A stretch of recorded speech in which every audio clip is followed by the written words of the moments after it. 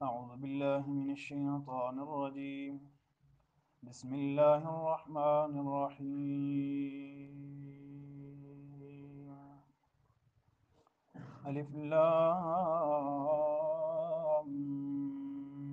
ميم.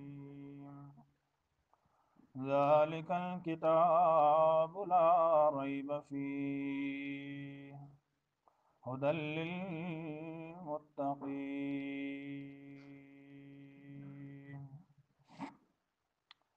صدق الله مولانا العظيم. الف لام میم. اللہ اعلم بمرادہ بذلک. اس کا معنی اللہ کے علاوہ کوئی نہیں جانتا. ذالک الکتاب، یہ کتاب، ہدی للمتقین، متقین کے لیے ہدایت ہے. لا ریب فی، اس کے اندر کوئی شک نہیں. سامعین، سورہ بقرہ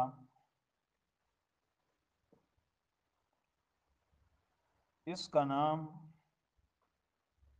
اس کی فضیلت، اس کا ماقبل صورت کے ساتھ ربط، اس کا دعویٰ، اس کا خلاصہ اور اس کی خصوصیات، ان کو بالترتیب بالتفصیل بیان کیا جائے گا. پہلی بات، اس سورت کو سورہ بقرہ کیوں کہتے ہیں؟ اس لیے کہ بقرہ کا معنی ہوتا ہے گائے، اور اس کے 8ویں رکوع میں گائے کا ذکر ہے، جس کی وجہ سے اس پوری سورت کا نام ہی سورۃ البقرہ رکھ دیا گیا.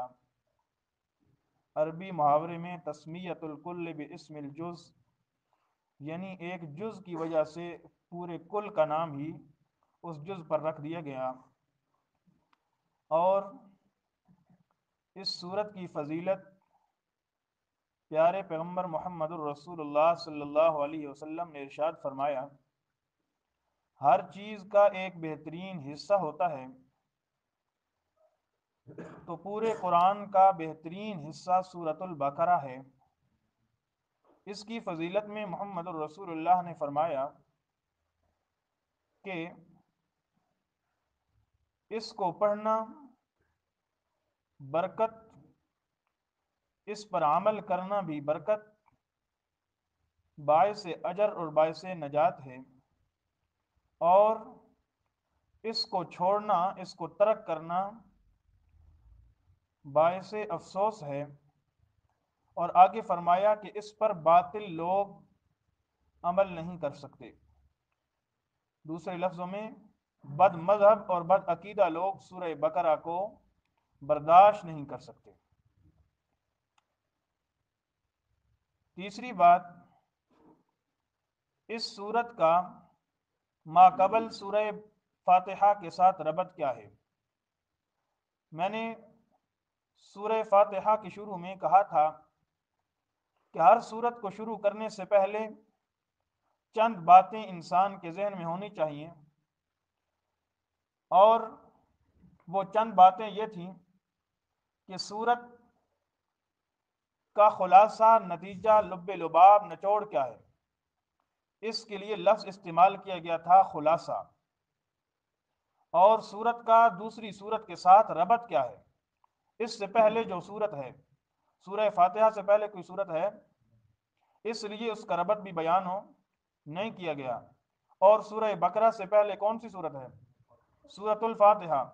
اس سورت کا اس سورت کے ساتھ ربط بیان کیا جائے گا، اور اس کا دعویٰ بیان کیا جائے گا کہ اس کے اندر جو کچھ بیان ہوا اس کا ایک لفظ اور مرکزی مضمون اور نقطہ کیا ہے. اور اس کے آخر میں اس کی خصوصیات کو بیان کیا جائے گا.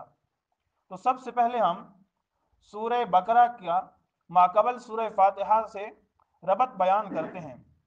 ربط دو قسم پر ہے، ایک نام کا نام کے ساتھ ربط، ایک معنی کا معنی کے ساتھ ربط. یہ باتیں یاد بھی رکھنی ہیں. سورت کا اسمی ربط یعنی نام کے ساتھ ربط کیا ہے؟ تو ہم نے سورہ فاتحہ کے اندر پڑھا ایاک نعبد و ایاک نستعین، کیا معنی کیا تھا؟ اے اللہ ہم تیری ہی عبادت کرتے ہیں اور تجھ ہی سے مدد مانگتے ہیں۔ سورہ بقرہ کے اندر یہ بیان کیا کہ اللہ تیری ہی عبادت کریں گے، یہودیوں کی طرح گائے کی عبادت نہیں کریں گے، اس لیے کہ یہودی گائے کی عبادت کیا کرتے تھے۔ جب سامری نے ان کے سامنے سونے اور چاندی جو فرعونیوں سے لیا ہوا تھا اس کو پگھلا کر ایک بچڑے کی صورت بنائی اور اس کے اندر ایسے سوراخ رکھے کہ ہوا کی وجہ سے اس کے اندر سے آوازیں نکلتی تھیں، تو بنی اسرائیلیوں یہودیوں نے سمجھا کہ یہی خدا ہے اور اس کی عبادت کرنے لگ گئے۔ اس لیے سورہ بقرہ کے اندر کیا کہیں گے؟ اللہ تیری ہی عبادت کریں گے، یہودیوں کی طرح گائے کی عبادت نہیں کریں گے۔ یہ ہے نام کے ساتھ ربط۔ معنی کے ساتھ ربط کیا ہے؟ مفہوم آپس میں کیا ملتا جلتا ہے؟ اس کے 18 روابط تعلقات آپس میں بیان کیے گئے، ان میں سے چند ایک یہ ہیں۔ فرمایا ایاک نعبد و ایاک نستعین، اے اللہ ہم تیری ہی عبادت کرتے ہیں یعنی تجھ ہی سے مدد مانگتے ہیں۔ اور سورہ بقرہ کے اندر انسان اللہ کے سامنے اسی بات کا اقرار کراتا ہے، اللہ کے سامنے اسی بات کا اقرار کرتا ہے۔ کیا؟ اللہ فرماتے ہیں انسان جیسے تو نے سورہ فاتحہ کے اندر کہا تھا اے اللہ ہم تیری ہی عبادت کرتے ہیں اور تجھی سے مدد مانگتے ہیں۔ یا ایھا الناس اعبدوا، آیت 21 کے اندر فرمایا یا ایھا الناس اعبدوا ربکم الذی خلقکم، اے بندو اے لوگو اعبدوا، کیا کرو؟ عبادت کرو، ربکم کس کی؟ اپنے رب کی عبادت کرو نا۔ یعنی یہاں اللہ کی عبادت کا تذکرہ اجمالاً تھا نا، وہاں اللہ کی عبادت کا تذکرہ تفصیلاً بھی ہے اور ساتھ دلائل بھی ذکر کیے گئے۔ اللہ فرماتے ہیں ایک اپنے رب کی عبادت کرو، الذی خلقکم، وہ رب جس نے تم کو پیدا کیا، من قبلکم، اور تم سے پہلے جو تمہارے آبا و اجداد تھے نا ان کو بھی پیدا کیا، لعلکم تتقون، تاکہ تم شرک کرنے سے بچ جاؤ نا، ایک رب کی عبادت کرنے والے بن جاؤ نا۔ یہ ایک ربط تھا۔ دوسرا ربط اللہ فرماتے ہیں الحمدللہ رب العالمین، سورہ فاتحہ کے اندر اللہ نے اپنے ربوبیت کو بیان کیا اور اللہ نے سورہ بقرہ کے اندر اپنی ربوبیت کو تفصیلاً بیان کیا۔ یہاں تو یہی فرما دیا کہ جہان والوں کا رب ایک اللہ ہے نا، اور سورہ بقرہ کے اندر اللہ نے تفصیلاً بیان کیا، فرمایا یا ایھا الناس اعبدوا ربکم الذی خلقکم، رب کون ہوتا ہے؟ جو تم کو پیدا کرنے والا، والذین من قبلکم، اور تم سے پہلے آبا و اجداد کو بھی پیدا کرنے والا، تاکہ تم ڈر جاؤ۔ آگے اپنے ربوبیت کو بیان کرتے ہوئے فرمایا الذی جعل لکم الارض فراشا، وہ اللہ جس نے تمہارے لیے زمین کو بچھونا بنا دیا، والسماء بناء، اور آسمانوں کو چھت بنا دیا، وانزل من السماء ماء، اور آسمانوں سے تمہارے لیے بارش کا انتظام کر دیا۔ کیوں؟ تاکہ تم رزق نکالو، تم غلے نکالو، اناج نکالو۔ اللہ فرماتے ہیں یہ میری ربوبیت ہے نا، یہ میرے رب ہونے کا ذکر ہے نا۔ یہ دوسرا ربط بیان کیا گیا۔ تیسرا ربط سنو، لوگوں نے دعا کی سورہ فاتحہ کے اندر، کیا دعا کی تھی؟ کہا تھا اہدنا الصراط المستقیم، اہدنا الصراط، کیا معنی کیا تھا؟ اہدنا الصراط، اے اللہ ہمیں پکا رکھو، ہمیں پکا رکھ کس پر؟ صراط مستقیم پر۔ اللہ فرماتے ہیں ذالک الکتاب لا ریب فیہ، یہ کتاب ہے نا اس پر عمل کرنا تیرا کام ہے، اس کے قوانین کو ماننا تیرا کام ہے، اس کے حکموں کو ماننا تیرا کام ہے، اس پر عمل کرنا تیرا کام ہے، ہدایت پر پکا رکھنا رحمان کا کام ہے۔ فرمایا ذالک الکتاب، یہ کتاب کون سی؟ فرمایا لا ریب فیہ، اس کے اندر کوئی شک نہیں ہے۔ فرمایا ھدی للمتقین، ہدایت ہی ہدایت ہے۔ فرمایا کتنی ہدایت ہے؟ فرمایا والناس تک ہدایت ہے، اس پر تو نے عمل کرنا۔ اسی طریقے سے چوتھا ربط اس کا یہ ہے کہ انسان نے کہا سورہ فاتحہ کے اندر مالک یوم الدین، قیامت کے دن کا مالک ہے نا اللہ. فرمایا مالک کیسا؟ فرمایا کیف تکفرون باللہ وکنتم امواتا فاحیاکم ثم یمیتکم ثم یحییکم ثم الیہ ترجعون. اس کی ملکیت کو دیکھو تو صحیح نا، تم اس کی الوہیت کا انکار کیسے کرتے ہو، تم اس کی ملکیت کا انکار کیسے کرتے ہو. فرمایا وہ تو ایسا مالک ہے، وہ تو ایسا مالک ہے کہ تم کو پیدا کرنے والا بھی وہ، تمہیں موت دینے والا بھی اللہ، اور پھر تمہیں اپنے سامنے واپس ہو زندہ کر کے کھڑا کر کے تم سے حساب و کتاب لینے والا بھی وہ. فرمایا اس کی ملکیت کا انکار نہ کرو نا.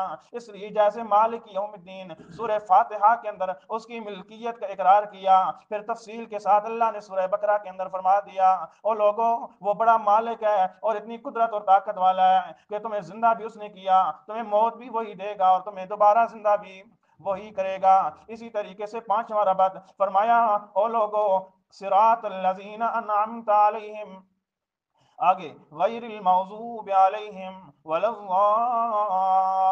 الضالین. یہاں تین جماعتوں کا ذکر کیا، ایک وہ لوگ جن پر رب کا انعام ہوا، دوسرے وہ لوگ جن پر رب کا غضب ہوا، تیسرے وہ لوگ جو گمراہ تھے. اللہ نے سورہ بقرہ کے شروع میں تین جماعتوں کا ذکر تفصیل کے ساتھ کر دیا، یہاں تو اجمالاً مختصراً بیان کیا، لیکن سورہ بقرہ کے شروع میں ان تین جماعتوں کا تفصیل سے ذکر کیا. الف لام میم سے لے کر واولئک هم المفلحون تک پہلی جماعت کون سی؟ انعام یافتہ جن کے راستے پر انسان چلنے کی دعا کرتا ہے. دوسری جماعت غیر المغضوب علیہم جن پر اللہ کا غضب ہوا، فرمایا ان الذین کفروا سے لے کر ولہم عذاب عظیم تک اس جماعت کا ذکر کر دیا تفصیل کے ساتھ. تیسری جماعت وللضالین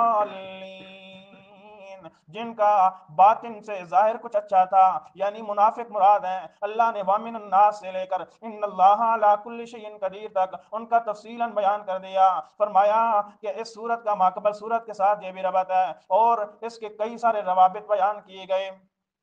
اسی طریقے سے جیسے یہاں اللہ رب العزت نے اپنی ربوبیت کا ذکر کیا، آگے اللہ نے ایک اور جگہ اپنی ربوبیت کو بیان کرتے ہوئے فرمایا اذ نجیناکم من آل فرعون یسومونکم سوء العذاب یذبحون ابناءکم ویستحیون نساءکم وفی ذالکم بلاء من ربکم عظیم. فرمایا کہ میں رب ہوں نا، میں تمہارے اوپر رحم کرنے والا ہوں نا، میں تمہارے اوپر شفقت اور مہربانی کرنے والا ہوں نا. کیسے؟ فرمایا اذ نجیناکم، ایسے مہربانی کرنے والا جیسے ہم نے بنی اسرائیل پر مہربانی کی. کیسے مہربانی کی؟ فرمایا اذ نجیناکم من آل فرعون، جب ہم نے فرعونیوں سے بنی اسرائیلیوں کو نجات دی. کیوں نجات دی؟ فرمایا یذبحون ابناءکم، یذبحون ابناءکم وہ فرعونی بنی اسرائیلیوں کے بچوں کو زندہ ان کو قتل کر دیا کرتے تھے، اور ویستحیون نساءکم، وَيَسْتَحْيُونَ نِسَاءَكُمْ اور ان کی عورتوں کو اپنا غلام بنا لیا کرتے تھے. فرمایا وَيَسْتَحْيُونَ نِسَاءَكُمْ وَفِي ذَلِكُمْ بَلَاءٌ مِّن رَّبِّكُمْ عَظِيمٌ. بڑے دردناک عذاب اور فتنہ اور آزمائش سے پناہ دینے والا، بچانے والا، نجات دینے والا. فرمایا رب العالمین ہی ہو سکتا ہے نا، تمام جہانوں کو پالنے والا ہی ہو سکتا ہے نا. اس رب کو مان لو نا جو رب ایسے نجاتیں دیتا ہے، ایسے غموں سے دور کرتا ہے، ایسے فتنوں اور آزمائشوں سے نکالتا ہے. اسی طریقے سے کئی سارے روابط بیان کیے گئے، جیسے تین جماعتوں کا سورہ فاتحہ کے آخر میں ذکر کیا گیا.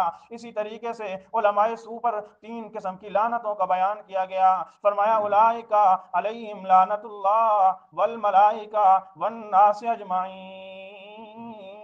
جو لوگ اللہ کی کتابوں کو چھپاتے ہیں، اللہ کے حق والے مسئلے کو چھپاتے ہیں، قرآن کی باتوں کو چھپاتے ہیں، اللہ فرماتے ہیں اولئک علیہم لعنت اللہ. کس کی لعنت ہے؟ اللہ کی لعنت ہے. والملائکہ فرشتوں کی لعنت ہے. والناس اجمعین تمام کے تمام لوگوں کی ان پر لعنت ہے. یعنی تین قسم کی جماعتوں کا ذکر اور پھر تین قسم کے لوگوں کی ان لوگوں پر لعنت جو علماء سو تھے، حق کو چھپانے والے تھے. اسی طریقے سے کئی سارے اور روابط بیان کیے گئے. میرے دوستو بات سمجھ یہ آئی کہ اللہ کا قرآن ایک ایسا قرآن ہے، ایک ایسی کتاب ہے، ایک ایسی کلام ہے کہ جیسے ہماری کلام کے اندر ایک بات دوسری بات کے ساتھ نہ ملے تو بے فائدہ ہو جاتی ہے، فضول ہو جاتی ہے. اور یہ تو شہنشاہ عالم کا قرآن ہے، یہ تو اس کی کلام ہے، اس کے اندر بجوڑ کیسے ہو سکتی ہے اور اس کے اندر بے ربطی باتیں کیسے ہو سکتی ہیں، کتنے ربط بیان کی گئے ایک صورت کا دوسری صورت کے ساتھ، پتہ چلتا ہے ایسی دنیا کے اندر کوئی کلام نہیں ہے، ایسی دنیا کے اندر کوئی کلام نہیں ہے۔ ہماری بات دوسری بات کے ساتھ ملے گی، ایک وجہ سے، دو وجہ سے، تین وجہ سے۔ میں نے